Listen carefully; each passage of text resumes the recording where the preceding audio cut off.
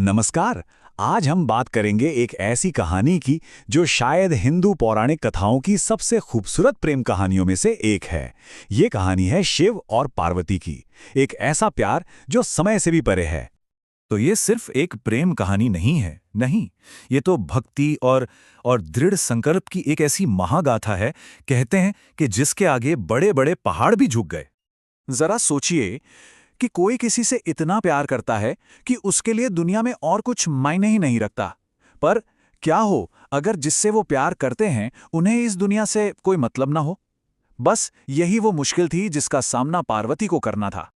तो इस कहानी की नायिका हैं पार्वती, हिमालय के राजा हिमवान की बेटी, और बचपन से ही वो सिर्फ एक ही देवता के प्रति समर्पित थी, शिव। उनका दिल हमेशा से ये जानता था कि उनकी किस्मत शिव से ही जुड़ी है। लेकिन पार्वती की कहानी को ठीक से समझने के लिए हमें थोड़ा पीछे जाना होगा, शिव के अतीत में, क्योंकि पार्वती से पहले शिव के जीवन में सती थीं। सती का अंत बहुत ही दुखद था और उनके जाने के गम ने शिव को इतना तोड़ दिया कि उन्होंने दुनिया ही छोड़ दी। वो चले गए एक अंतहीन ध्यान में, और यही वो सबसे बड़ी दीवार थी जिसे पार्वती को अपने प्यार से तोड़ना था। और बस यहीं से शुरू होती है पार्वती की वो अटूट तपस्या, एक देवता का दिल जीतने की एक लंबी खोज जो सिर्फ और सिर्फ सच्चे और सब्र वाले प्यार से ही पूरी हो सकती थी। पार्वती की भक्ति वो असाधारण थी। सोचिए, सालों तक उन्होंने कठोर तपस्या की। कड़ाके की ठंड, तेज बारिश और चिलचिलाती गर्मी सब कुछ सहा, और कमाल की बात यह है कि हर मुश्किल के साथ शिव के लिए उनका विश्वास और भी पक्का होता चला गया। अब पार्वती की इस जबरदस्त भक्ति को देखकर तो स्वर्ग में देवता भी परेशान हो गए। उन्होंने सोचा कि कुछ तो करना पड़ेगा, और इस मिलन को मुमकिन बनाने के लिए उन्होंने दखल देने का फैसला किया। तो देवताओं ने भेजा कामदेव को, यानी प्रेम के देवता को। काम था शिव के मन में प्यार जगाना। लेकिन जैसे ही शिव का ध्यान टूटा, उन्होंने गुस्से में अपनी तीसरी आंख खोली और कामदेव को वहीं भस्म कर दिया। इससे पता चलता है कि शिव अपने वैराग्य में कितने गहरे डूबे हुए थे। पर पार्वती का इरादा उससे भी ज्यादा मजबूत था।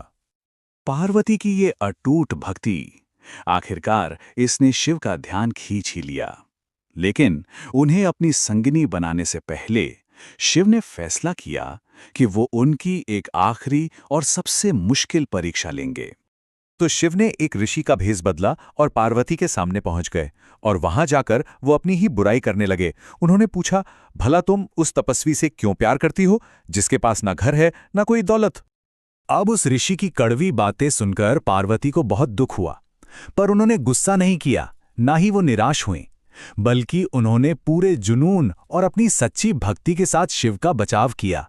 और उनके शब्द वही उनके अटूट प्रेम का आखिरी सबूत थे। और बस उसी पल पार्वती की भक्ति से पूरी तरह प्रभावित होकर शिव अपने असली दिव्य रूप में आ गए, और उन्होंने पार्वती को अपनी हमेशा की संगिनी के रूप में अपना लिया।